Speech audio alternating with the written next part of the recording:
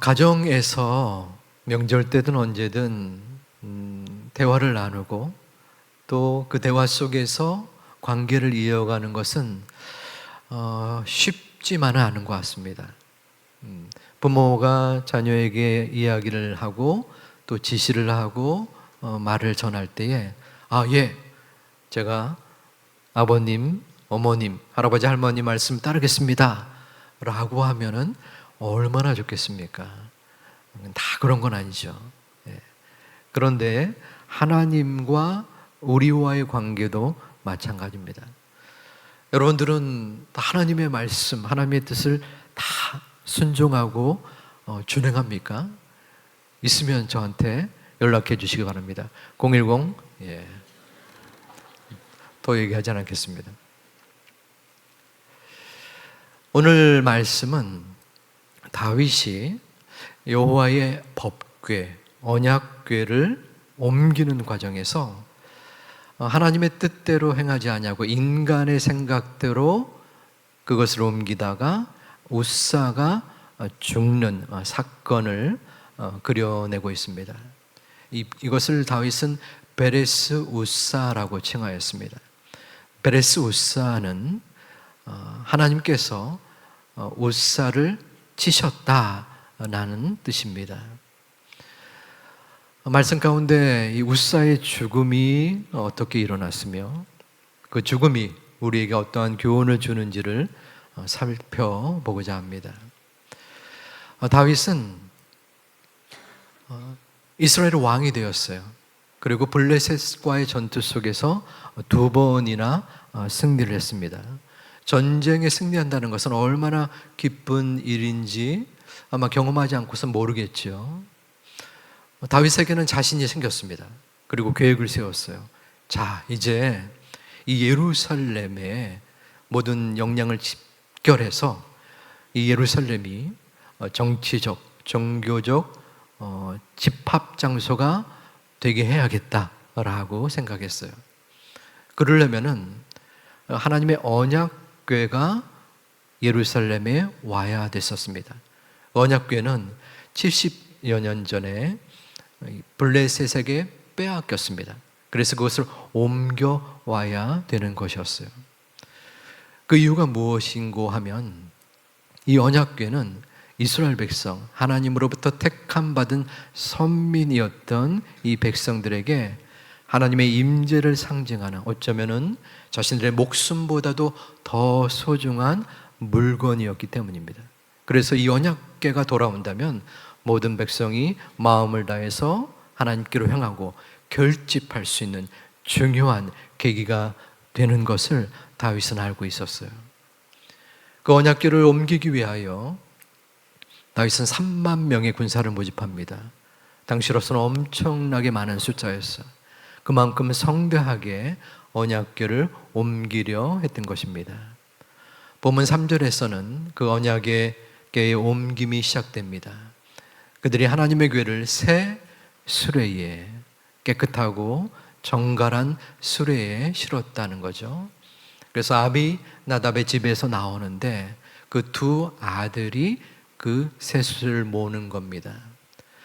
아효가 앞에서 끌고 우사가 뒤에서 뒤따르는 형국이 됩니다. 그런데 이 둘만 있었던 건 아닙니다. 이 온 무리들이 함께 있었던 것이에요. 그래서 온갖 악기를 연주하고 춤을 추는 무리들도 이 언약궤의 옮김의 과정 속에 함께 했습니다. 그런데 이 언약궤를 옮기는 것이 실제로는 잘못된 것이었어요.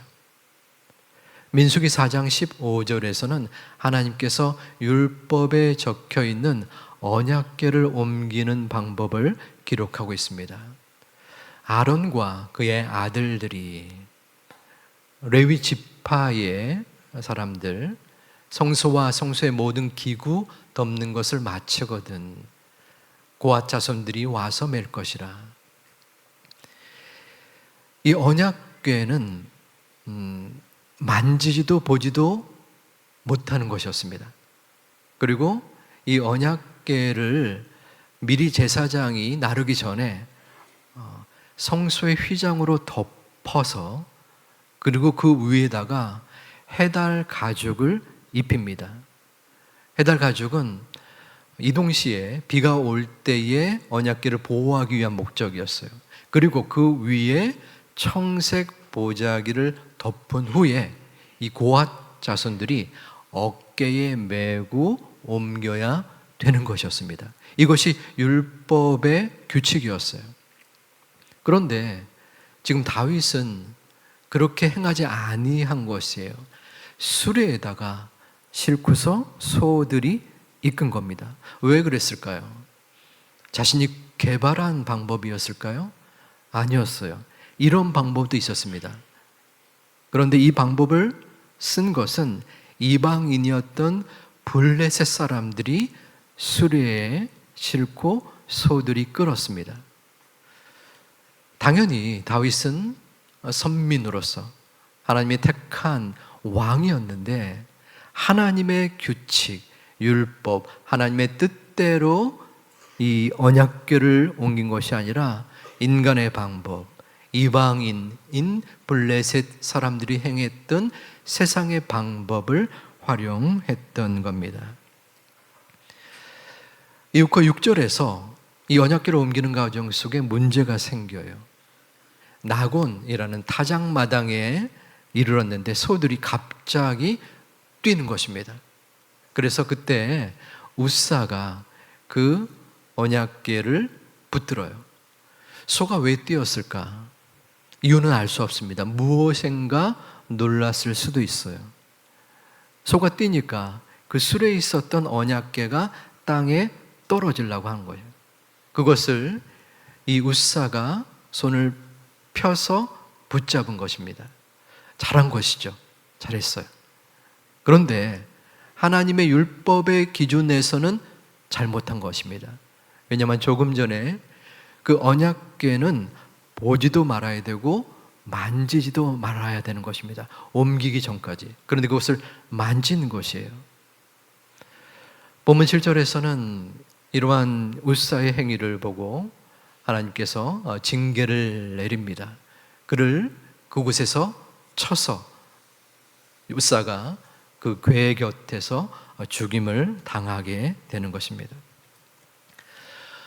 언약궤를 옮기는 이 과정은 모든 사람들이 바랬던 것이고 축제의 현장이었습니다. 그런데 사람이 죽게 되고 그 축제는 멈추고 언약궤의 이송은 중단되게 되었습니다. 8절에서 이 베레스 우사의 상황이 나옵니다. 여호와께서 우사를 치심으로 다윗이 분하여 그곳을 베레스 우사라 부르니, 이 베레스라는 그 뜻은 터지다, 폭발하다라는 뜻입니다. 그리고 우사라는 이름이 담겨진 의미는 힘, 능력을 가지고 있습니다. 그러니까 베레스 우사는 강한 우사를 하나님께서 폭발시킨다, 즉 우사를 치신다라는 뜻이 되는 것입니다. 왜 하나님이 우사를 치셨을까요? 그가 한 일이라고는 언약궤를 옮기느라고 애를 쓴 것뿐일 텐데요. 언약궤를 옮기는 것에 대해서 뭐라고 하는 것은 아닙니다. 하나님께서는 분명하게 율법으로, 하나님의 말씀으로 언약궤를 이렇게 옮겨야 된다라고 하였는데 다윗과 우사가 자신의 방법대로, 세상의 방법대로 행했기 때문이었던 것입니다. 우사는 죽임을 당했고 그 모습을 본 다윗은 어떠했습니까? 본문에선 다윗이 분하여, 그는 붕괴한 것입니다. 그럴 수도 있을 것 같아요. 하나님, 제가 언약궤를 옮기기 위하여 이토록 애를 쓰고 노력했는데 어떻게 이 같은 일이 벌어집니까?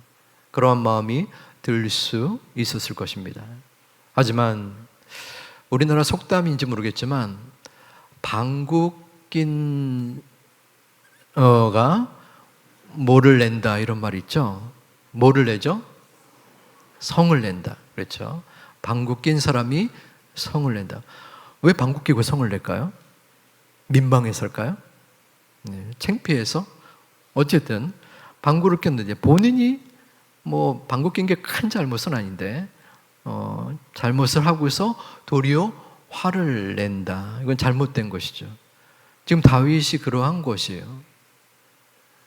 노력은 했지만 하나님의 편에 볼 때는 절대로 해서는 안 되는 이방의 방법, 세상의 방법으로 언약궤를 옮긴 거예요. 그것에 대하여 본인이 저질러 놓고 분개를 한 모습이 지금 다윗에게 있었다는 겁니다. 다윗의 분개는 본문의 9절에 두려움으로 바뀝니다. 그날의 여호와를 두려워하여 이르되 여호와의 궤가 어찌 내게로 오리요. 다행이에요. 다윗이 계속 분개만 했으면 다윗마저도 큰 징계를 받을 수도 있지 않았을까 생각이 듭니다. 다윗은 마음속에 내가 여호와의 언약궤를 이렇게 옮기는 것이 하나님의 뜻에 어긋나는 것일까? 라는 마음의 깨달음이 있었고 또한 큰 두려움에 휩싸이게 됩니다. 내가 여호와의 언약궤를 옮기는 것이 잘못됐구나 라는 것을 깨달았던 것이에요. 사실 다윗의 이 처음 언약궤를 옮기는 동기는 그렇게 순종적이지 않았고 순수하지 않았고 또한 신앙적이지 않았습니다. 왜냐하면 언약궤의 본질의 목적은 하나님의 임재라고 했죠. 그러면 그 왕이 옮기는 목적은 이러해야 했습니다. 백성들이 갈팡질팡하고 오도 가도 못하는 영적인 어려움이 있을 때 이 언약궤를 예루살렘에 모심으로 온 백성이 믿음으로 하나가 되게 만들어야지 하는 마음으로 시작했어야 됐습니다. 하지만 다윗은 그 마음속에 왕권을 강화할 목적으로 이용한 것이에요. 언약궤를 다시 데리고 오면 모든 백성들이 나를 칭송할 것이고 또한 한 마음이 되어서 이 나라가 번성하여 나에게 유익이 될 것이다. 하나님의 법궤를 자신의 왕권 유지에 이용했다라는 것이죠. 그런데 그 다윗에게 하나님이 깨달음을 주셨습니다. 깨달음을 주시는데 그것도 강하게 주셨어요. 웃사를 쳐서 죽인 것입니다. 그때 다윗의 마음이 어떠했을까요? 내가 아무것도 아니구나. 내 왕이지 않습니까? 왕으로서 왕 한마디에 모든 백성들이 벌벌 떠는 그러한 권력을 가진 고대 근동의 왕이었어요. 그리고 그 왕권을 유지하고 강화하기 위해서 언약궤를 가지고 오려고 했어요. 그런데 한순간에 웃사가 죽임을 당하고 하나님이 웃사를 치시는 모습을 보고 아무것도 아니구나. 한순간에 하나님이 벌하시면 나는 이 땅에서 없어질 수 있겠구나. 그 깨달음을 갖게 된 것입니다. 베레스 웃사, 이것은 성경에만 나타나는 옛날 이야기가 아닙니다. 2024년 2월 4일 지금 이 순간 우리들에게 주시는 하나님의 말씀입니다. 우리가 웃사일 수 있습니다. 저와 여러분이 웃사일 수 있다는 것이 하나님의 뜻대로 하나님의 방법대로 행하지 아니하고 나의 생각, 나의 고집대로 나아가는 모습이 우리 가운데 있지는 않습니까? 어느 여행객이 시리아로 여행을 하고 있었습니다. 한 집에서 며칠 머무는데 그 가정에 목자가 있었어요. 그런데 그 목자가 매일마다 다리가 좀 불편해 보이는 양에게 먹이를 주는 모습을 보고 물어봤습니다. 왜 저 양은 다리가 불편합니까? 무슨 까닭이 있었나요? 목자는 답을 합니다. 사실은 제가 그 양의 다리를 부러뜨렸습니다. 왜 그랬나요? 저 양은 성격이 좀 독특해서 그런지 무리에 어울리지 아니하고 무리를 떠나서 위험한 것도 그저 자기 마음대로 가곤 했었어요. 제가 도저히 돌볼 수 없었기에 다리를 부러뜨린 것입니다. 그래서 조금씩 매일마다 먹이를 주니 이제는 자신을 목자로 생각하고 신뢰관계가 쌓여서 자신을 떠나지 아니하고 양의 무리에서 벗어나지 않는 모습을 보게 됩니다. 저는 저 양이 잘못되는 것을 원치 않습니다. 그러기에 고통을 주어서라도 저 양을 돌보는 것입니다. 목자의 다리를 부러뜨린, 양의 다리를 부러뜨린 목자처럼 웃살을 친 하나님께서 세상의 풍조를 따르는, 그리고 세상 권력을 갖는 자들을 따르는 우리를, 육체의 욕심을 따라 사는 진노의 자식인 우리를 치실 수도 있었습니다. 그러나 하나님은 그러한 모습 속에서 우리를 여기까지 불쌍히 보시고 이끌어 오신 겁니다. 우리는 지금까지 너무나 많이 사랑의 하나님, 긍휼의 하나님에 대하여 들었습니다. 그러기에 어쩌면 우리는 하나님을 너무나 편안하게 생각하고 있지는 않습니까? 하나님의 음성을 듣고 하나님의 말씀을 보고 하나님의 뜻을 생각하면서도 어떠한 느낌과 찔림과 깨달음 없이, 마음속에 갈등과 고민 없이 지내고 있는 자들은 아닙니까? 그것이 과연 평안한 신앙 생활일까요?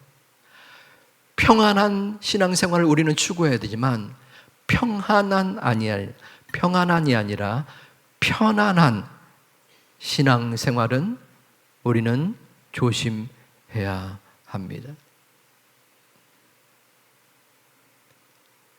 하나님의 뜻에 아무런 상관없이 나의 생활 속에 뜨뜻미지근한 모습 속에서 생활한다면 하나님 우리를 어떻게 보시고 계실까요? 우리 아버지 하나님은 우리의 모습 속에 우리가 도전받고 이 땅의 물결을 거스르는 연어와 같은 존재가 되기를 원하기도 하십니다. 내 마음에 줏대 없이 하나님의 말씀에 생각 없이 그저 세상 흘러가는 듯이 내 마음에 생각나는 대로 생활하면 그것이 과연 신앙인으로서 어떠한 모습이 될까요? 호의가 계속되면 권리처럼 생각한다라는 말이 있죠. 하나님께서 우리에게 주시고 계시는 구원의 호의, 용서의 호의, 긍휼의 호의, 사랑의 호의를 우리는 지극히 마땅히 받을 만한 권리로 생각하고 있지는 않습니까? 우리가 지금 이곳에 있는 까닭이 무엇입니까? 그것은 십자가의 보혈과 구원의 선물 덕분입니다. 우리가 있는 것은 당연한 것이 아닙니다.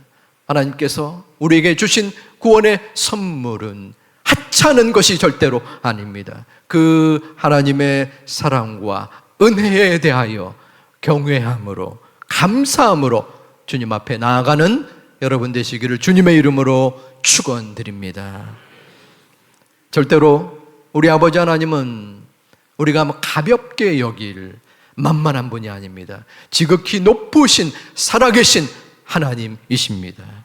하나님의 말씀을, 하나님의 뜻을 내 생각과 내 판단과 내 경험보다 우선시 여기며 그것을 내 인생의 온전한 방향으로 여길 수 있는 소중한 하나님의 자녀들 되시기를 다시 한번 주님의 이름으로 축원합니다. 다윗은 베레스 사건 이후 하나님의 언약궤를 옮기는 것을 중단했습니다. 더 이상 옮길 수가 없었습니다. 하지만 그 언약궤를 옮기는 중이었기 때문에 그 어딘가에 보관을 해야만 했습니다. 하지만 그 장소를 찾기가 너무나 힘들었을 듯합니다. 왜냐하면 그 주변의 사람들이 웃사가 죽는 것을 보았거나 들었기 때문입니다. 결과적으로 가드의 오벳 에돔의 집에 그 언약궤가 보관되게 되었습니다. 그 보관된 이유가 오벳 에돔의 자원에서 이루어진 것인지 아니면 다윗의 명령에서 이루어진 것인지는 알 수 없습니다. 하지만 적어도 오벳 에돔의 동의가 있었음은 분명합니다. 왜냐하면 그의 신분이 레위 지파이긴 했지만 그 언약궤를 짊어져야만 되는 고앗 자손도 아니요, 또한 모든 언약궤를 총괄하는 제사장도 아니었기 때문입니다. 즉, 그 언약궤에 대한 책임을 맡을 만한 중요한 직분이 아니었기 때문에 그 언약궤의 보관 자리에 대해서 자유로울 수 있었다라는 것입니다. 그럼에도 불구하고 그는 선택을 한 것입니다. 위험 부담은 여전히 있었습니다. 자신도 웃사처럼 죽을 수 있다라는 생각을 했었을 겁니다. 그럼에도 그는 여호와의 임재를 믿고서 가정에 그 법궤를 두게 한 것입니다. 11절 말씀에 그 언약궤에 둔 결과가 나옵니다. 우리 함께 봉독하겠습니다. 여호와의 궤가 가드 사람 오벳 에돔의 집에 석 달을 있었는데 여호와께서 오벳 에돔과 그의 온 집에 복을 주시니라. 아멘. 하나님께서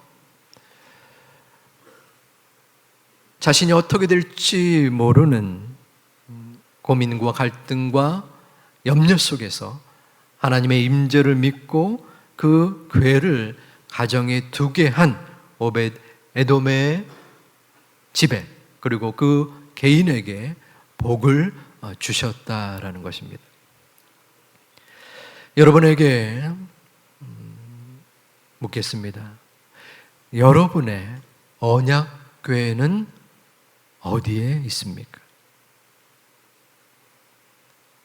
여러분의 언약궤는 여러분의 마음 속에, 여러분의 가정 속에 있으십니까? 다시 말하면 하나님의 임재가 여러분 마음과 가정 안에 있느냐라는 것입니다. 하나님의 임재가 우리의 마음과 가정 가운데 있을 때에 우리의 어떠한 문제와 괴로움과 어려움을 버티고 견디고 나아갈 수 있습니다. 왜냐하면 하나님께서 오늘 말씀을 통해 약속하셨기 때문입니다. 여호와의 언약궤가 있을 때에 그 가정에, 그리고 그 개인에게 복을 주겠다, 내려셨다 말씀하셨기 때문입니다.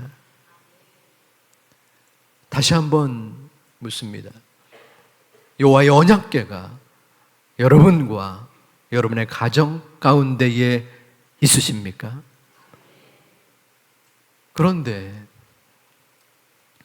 왜 우리는 여전히 힘들까요? 기도를 할 때는 뭔가 하나님이 나의 마음속에 함께하여 주시고, 예배를 드릴 때는 뭔가 하나님의 성령의 충만함 속에서 다시 한번 회복되는 듯한 느낌이 있는데, 또다시 교회를 떠나고 기도를 마친 후에는 내 마음이 답답하고 힘겨울까요? 그런 생각을 해봤습니다. 우리에게 어떤 사람이 500만 원을 줬어요. 얼마나 좋을까요? 500만 원을 줬어요. 그런데 그 500만 원을 줬는데 500만 원이 나한테 있다는 걸 깨닫지 못하는 거예요. 500만 원이 있는데 난 돈이 없어서 점심 사 먹을 돈도 없이 쫄쫄 굶고 있는 모습이 혹시라도 우리의 모습은 아닐런지요. 여호와의 언약궤가, 여호와의 임재가, 하나님의 함께하심이 분명 우리 가운데, 우리의 가정 속에 있는데 왜 우리는 그 하나님을 느끼지 못하고 하나님께 의지하지 못하고 하나님의 도우심을 바라지 못하고 있느냐라는 것입니다.